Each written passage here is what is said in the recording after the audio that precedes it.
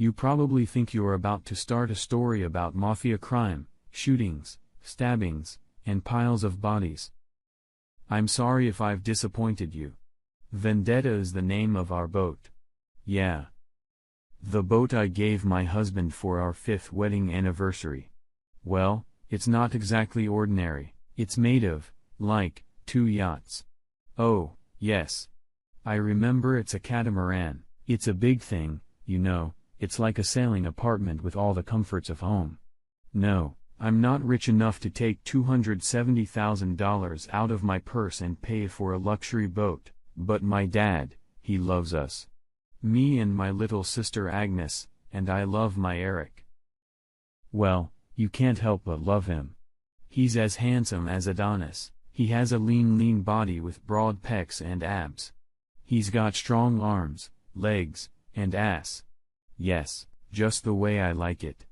When he was young, he was a gymnast. He went pro and came in 11th place at the 2004 USA Gymnastics Championships. Well, remember, that's when Paul Hamm was champion. And, you know, Eric wasn't upset at all. I was pregnant at the time, and I gave birth to Melissa on August 26. My husband gave up sports and took care of his daughter. He babysat Melissa as passionately as he used to on that treadmill. Yes. Besides, my husband is smart, you know, a master's in linguistics and world literature, author of 2 novels. Can't be stupid. Perhaps you've read Green Eyes of the Prairie and Evening Floors. No. You haven't? Well, those 2 books didn't make my Eric world famous. He didn't get rich or famous from his writing, but I thought he was happy anyway. Oh, right, I meant the boat. Dad bought the boat. He always wanted a son, but fate gave him 2 daughters. He'd grown fond of Eric like his own and spared nothing for him. Piercingly blue sports car, Eric Button, Lexus, a toy stood out in the stream of cars, and he was the only one in Houston. Okay. Here we go. The yacht Vendetta was hanging out in Trinity Bay, 12 miles offshore. It was the first time I'd ever taken a boat trip. I'm ashamed to say I can't swim at all, and I'm stuperously hiccupingly afraid of the sea.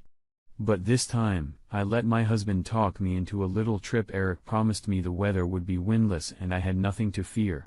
Take off that vest. He chuckled. There's no chance of a wreck, I assure you. No, I answered in a panic. No way. No. You can laugh all you want, but I'm not taking it off. Ari took out a spinning rod, some artificial fish, put it all together, and started throwing it into the water, hoping to catch. I don't know what he wanted to catch. I went up to the upper deck and lay down on a bunk. I lounged in the sunshine and took out some suntan ointment from my bag and rubbed it on everything below my waist. I put my bikini panties aside, let my butt tan, so I lay on my stomach in my orange life jacket with my feet facing my desperate angler. After 10 minutes of buzzing and crackling of all his devices, Ari shrieked and crackled especially vigorously. Apparently, some fish had been tempted by his plastic gimmick. Lois, look what I pulled out. I'm up. Yes, indeed. Eric lifted a macro about a foot long by the gills. Well, he deserves my applause. I also gave him a kiss and went back to laying back on the sunbed. About 20 minutes later, my husband again shouted something unintelligible and frantically fiddled with his gear. I thought, a grown man, a linguist, he could have shouted something literary, even in emotion. No, he screams like a Papuan. Eric went up to my floor. Look, Lois. Well, aren't I great? You're a great man, hunter, and gatherer. I complimented him and lay back down. I didn't hear my wet feet on the stairs. My husband didn't seem to move. I turned around to see what was going on with him. Turns out nothing was going on. Eric just stood there with his eyes fixed on my naked butt. Slowly, he shifted his gaze to my face and said quietly, "Fuck this fishing trip." He threw the rod down with the fish he caught and walked resolutely toward me. I groaned, sat up, put my hands out. Eric, wait, Eric, you're crazy. It's like we're on stage. What if someone swims in? And we're here. Let's go downstairs. I don't have time for this, ground my husband and put his arms around me and sucked on my lips. Turn around, the door commanded, helping me onto my elbows and knees. Sitting down, Ari lightly rubbed my hedgehog with his finger, then sank his lips into it. That's where I melted. How did he do that? He knows how to get me hot. During our 9 years of marriage, he had studied my body inside and out down to the last detail. Eric knew all my preferences and spoiled me constantly. From my crotch, he crawled his lips to the balls of my buttocks and immediately pulled away, slurping and hissing something sweary. Ugh. Cream. It's bitter. I took advantage of the moment, twisted out from under my husband, jumped up and went to the stairs, wiggling my hips. Not for nothing in my youth, learned to dance, bachata. She didn't get far. Eric, like Tarzan with a loud, jumped down without touching the steps. I shrieked and rushed down the hall, but my husband caught up me in one leap, picked me up in his arms and dragged me to the sleeping quarters. He spun me around on the bed, shamelessly touching and squeezing my treasures, and growled, "Take that vest off." No. I resisted. "No way. Do whatever you want, darling, but don't touch the vest."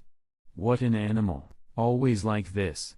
I knew Eric hadn't gotten to the finish line yet, that I was in for round 2, and with sweet agony in my loins, I anticipated the second burst of my lust. My husband did not let me down and met my expectations. The second and following times, I always experience particularly vivid sensations. My whole psyche goes into overdrive. I don't know about others, but I, at such moments, vividly feel with my pussy the taste of the rod shoved into my gut. I can hear the sunlight ringing and see the waves of odor from our heated bodies. My second explosion came at the same time as his shot. We squirmed and howled like two battling beasts, clutching each other in our arms. It was total, true bliss. Eric collapsed on the bed, wiping sweat from his face with the palm of his hand and breathing heavily. After a minute, came to his senses, got up from the bed, and put on his underwear. Then he leaned over me, kissed my nose, and lifted me into his arms. I wrapped my arms and legs around my husband like a pole, clinging to him with all my might. Eric carried me to the deck and brought me to the side. "Honey, please let me go," he said, looking me in the eye. "No way, Eric. There's no way I'm letting you go." Then my husband said more harshly, "Louis, be sensible and get off me." "No, Eric, I'm sorry, but I can't unhook myself from you." Damn it, his lover, his Louis, let go of me right now. Do you hear me? I didn't say anything. He swung briefly and punched me in the side where only the ties from my life jacket were. I still thank God I didn't pass out. Eric tried to pull me away from his body and hissed, "Get off me. You fool." He didn't feel me pull the stun gun out from under my vest. It was a powerful thing. I tried it on myself for half an hour before I got hit. The device jabbed into my husband's side and crackled. Eric cried out and collapsed to the deck, writhing in pain. I didn't stop. I put the contacts to his neck and pressed the button again. Honey stretched into a string and shuddered. He trembled all over, every muscle in his body. It was strange to see his marble face with whitened lips, and now the test shot. The victim twitched briefly and fell silent. Damn it. I think he broke my ribs. It was impossible to breathe fully, but I had to finish what I'd started. Shoving the taser under my breast behind my vest, I dragged my husband over to the side of the boat, shrieking and writhing in pain. Then I sat down and with all my remaining strength threw my legs over the railing, and I fainted. I lay on the deck for 2 minutes. No more. I woke up to screaming over the side. "Lois!" Eric was yelling. "Lois, what are you doing? Why are you doing that?" I grunted and groaned, holding my swollen side with the palm of my hand, and walked to the stern. My husband tried to climb out onto the lower deck, bouncing in the water and trying to grab the edge, but his hands slid across the rounded and smooth plastic, finding no foothold. Eric saw me. "Lois, honey. Why are you doing this to me?" "Honey," I answered him, "I know all about you and that slit Robinson. I hired a detective. Maybe you know a private agency called Amora. Well, It doesn't matter now. The pain in my side twisted me again and made me groan. I listened to your conversations, Lois, the swimmer pleaded. It was just talk. Nothing serious. You see, Eric, if you'd left me for that bitch, Cheryl, I wouldn't have made a fuss, and I'd have given you half of everything we have, but you wanted it all. It was greed that killed you. Lois, sweetheart. My husband urged. Please lower the gangway. I'll come aboard and we'll settle all our misunderstandings. I swear I won't hurt you. Why would I do that? I love you. God, I wanted to put down that fucking gangway and cuddle up to that dear body. That bastard, but reason told me it was extremely foolish to give in to emotion now. As soon as my husband's on deck, I'm going overboard. Probably with my head bashed in. From the fish locker, from under a pile of ice, I pulled a thermos and returned to the stern. Eric was persuasive. Lois, this is no time for tea. Honey, would you lower the gangway, please? I'm begging you. You know how good a swimmer I am. I'll still make it to shore. There's no need, my love, to play tragedy. It's unnecessary. Darling, I heard you two agreeing to kill me. Do you understand? I heard it, and I saw it on the diskette. And also, you hit me. You hit me. If you didn't mean to kill me, why did you hit me? Lois, I was just scared. This is a conversation that's going nowhere. I opened the thermos and dumped its contents into the water. Honey, what is this? My husband got worried. It's chicken blood. I bought it yesterday at Gross Crack. Eric panicked. Lois, don't. Don't do this to me. Have you thought, you bastard, what would it be like for my kids if I died? Who would take care of them? I didn't wait for an answer. I sat down on the deck and started unscrewing the bottom of the thermos. As I pulled it apart, there was a short shout from Eric astern. I crawled over to the rail. That was it.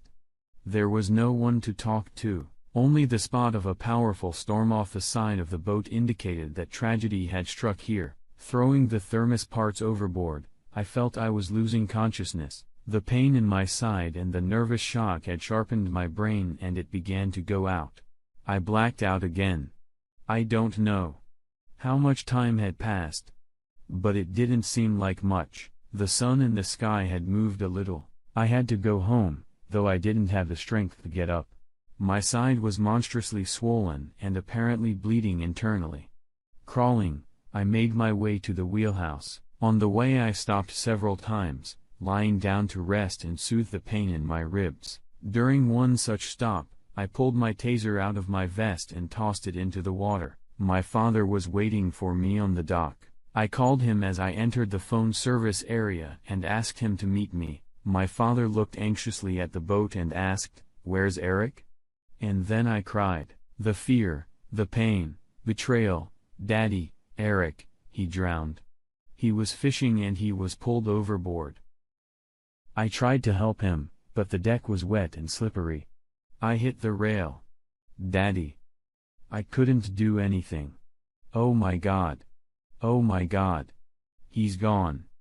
Daddy took me to the hospital, and there I was, lying in a room with a bandaged chest, and in 4 detectives came by, wrote down what they could make out of my story through bitter tears, sympathized, sighed. They complained about the carelessness of the fishermen and the regular recurrence of such cases. Tomorrow, they will let me go home to my daughter and son. Life goes on.